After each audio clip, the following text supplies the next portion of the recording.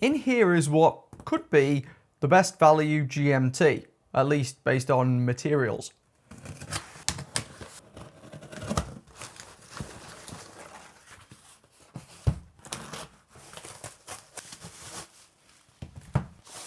And here we go. So this is from Wise. Wise is a watch brand that's based out of somewhere you're probably not expecting. Not Switzerland, not Europe, not China. These are actually assembled in Thailand, which is pretty interesting. And based on the last one I looked at, they tend to do a darn good job. Now they've sent me this because I'm trying to put together a GMT roundup, given the sheer amount of GMTs that have been released recently. I've been trying to find what I think are the best ones, and I picked this one out because, at least based on the last watch I looked at, from a build quality perspective, this is likely hard to beat.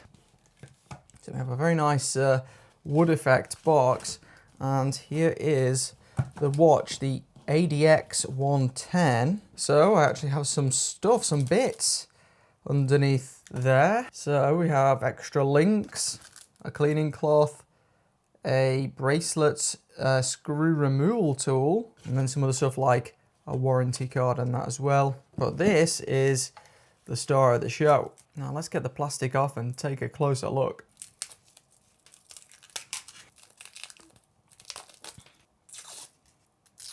So here we go, the ADX 110. Now this watch is fairly special for a couple of reasons. Primary one being the case material used. Now unlike 99.9% of GMTs released recently, especially ones in the same price bracket as this isn't made of 316L stainless steel. It's actually made of 904L steel instead. And that's the same material used by certain really high-end brands like Rolex. And the reason they use it is because you just get a significant amount more reflectivity. It polishes up extremely nicely. And you can even see it in this video if I put some reflections onto this. Look the level of shine on that. It does have some other slightly different properties too, but that's the primary one. And if we zoom in here, this case finishing is absolutely unreal. In some ways, at this price point, which this watch is,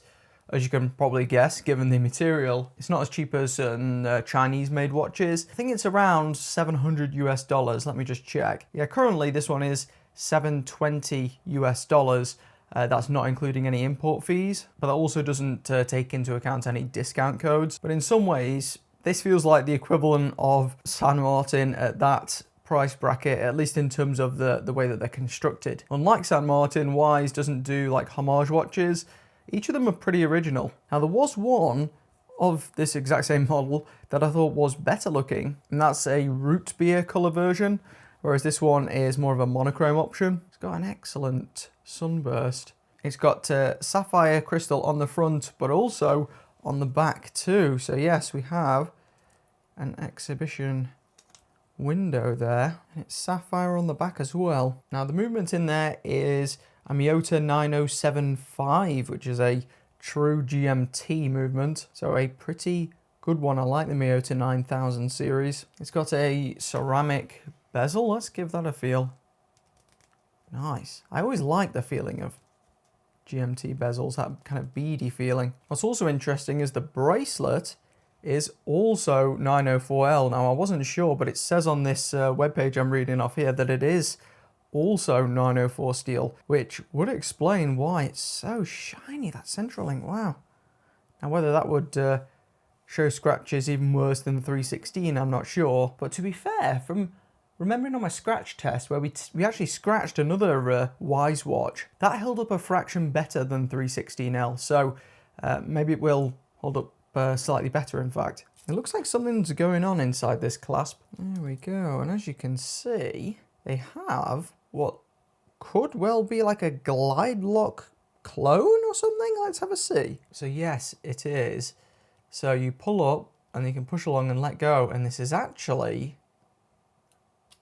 even though it's a little bit clunkier to use in terms of it requires a little bit more force, might be a little bit more precise. I think that the slots there feel like you can make a narrower adjustment. It is a little different than a glide lock, but not by much. There you go, that looks pretty sleek.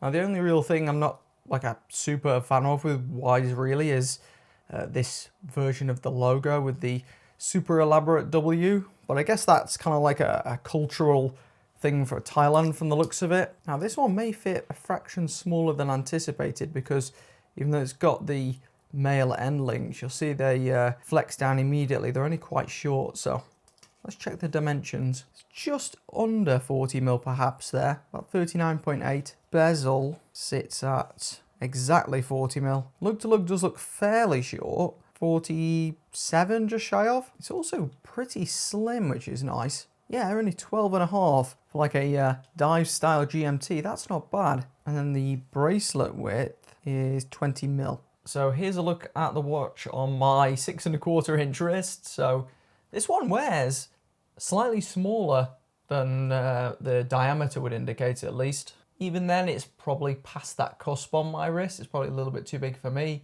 But I think most people will have no problem with this fitting. It's pretty good in terms of flushness to the wrist. Fairly slim really, especially for an automatic. Overall, really like the look of this one. But I'm left feeling a little bit like last time. I just wish this brand had some more offerings that were a little bit smaller as well. I mean, this is far from massive, don't get me wrong. And I just noticed this lume seems to be incredible as well when I just turned off my studio light. Let's actually see.